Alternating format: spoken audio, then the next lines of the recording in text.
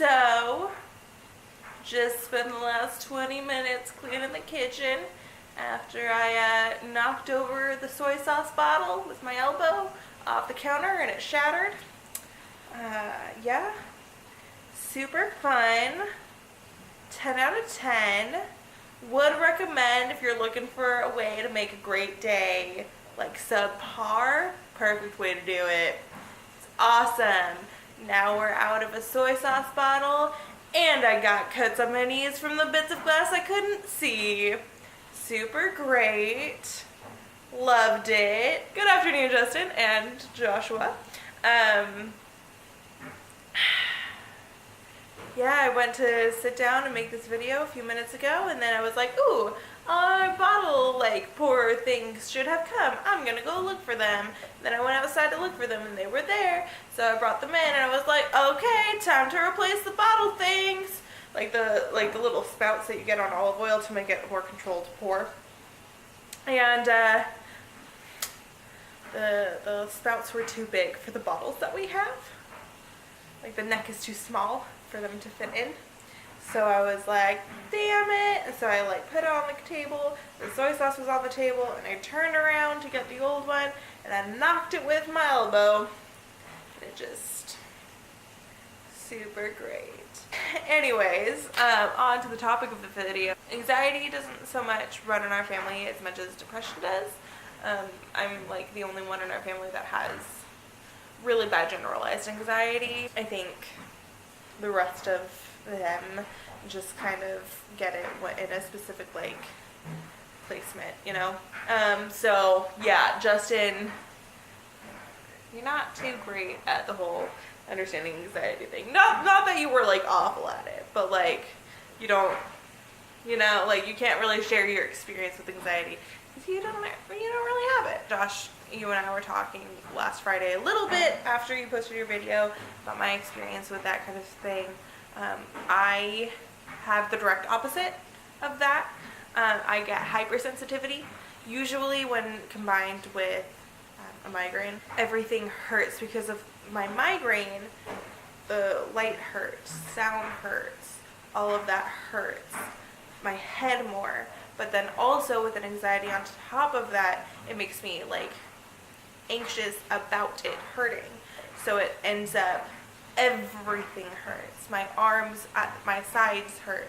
My clothes on my skin hurts. Water on my hair hurts. Everything, it physically hurts.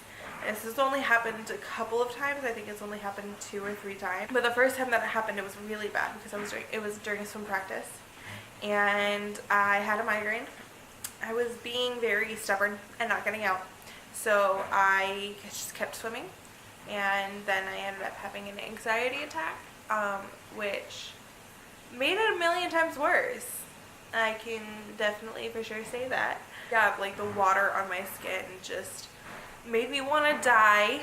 And the lights and the sound and the loud, it was just all of that combined with everybody touching me and being like, are you okay? And rubbing my shoulders, trying to be helpful, but really just making it worse. I ended up going home without saying a word to anybody, taking a shower, and stupidly putting on a sweatshirt because I was like, this is comfy. It was not. It was awful. So I got home and I, got dressed and everything. And after that, I went upstairs to go talk to Dad and Lorraine. I was literally standing like this, just completely rigid, trying to not have the sleeves touch my skin, my legs shoulder width apart, trying not to have my skin, any sort of contact on my skin at all. It was horrible. And then when I tried to talk to them about what was going on, I literally couldn't. I could not speak. I had a stutter when I tried.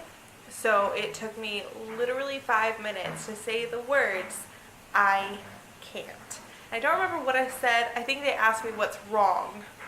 And I was trying to say I can't, as in I can't tell you, I can't.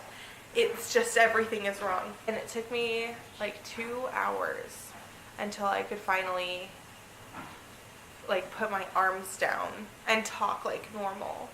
And Dad and I were supposed to go out to dinner that night, but we ended up getting like getting takeout and sitting in the car and eating, because I would not have been able to go inside the restaurant.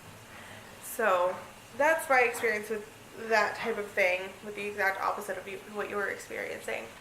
I don't quite know if disassociation is quite the right term for it, because I experience depersonalization a lot, where I kind of feel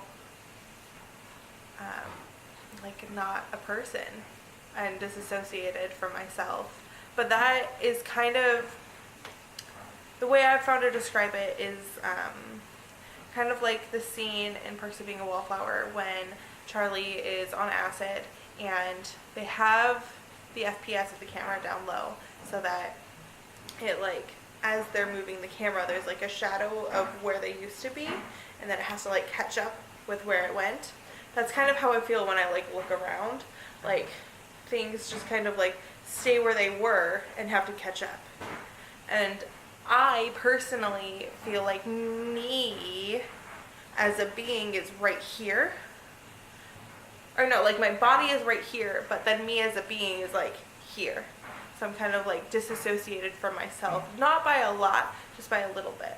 Sometimes when it gets really bad, it'll feel like I'm not real, like I'm kind of like a puppet and somebody else is controlling what I'm saying and what I'm doing, and it's that's terrifying. And that tends to happen when I have bad continuous anxiety. So if I'm anxious for like an entire week, that's kind of when that'll come into effect, or if it's right before a panic attack. So those are the kind of two times that I really experienced depersonalization. Yeah, anxiety sucks, and therapy kind of helps. I kind of really like this conversation, and I will be talking more about kind of what I'm wanting to do to transition into like creating less waste, and why I think that being a vegan doesn't necessarily help that on Thursday. And that's kind of an idea that I had, and I'm really excited. So with that, my husband just got home, and we'll see you tomorrow.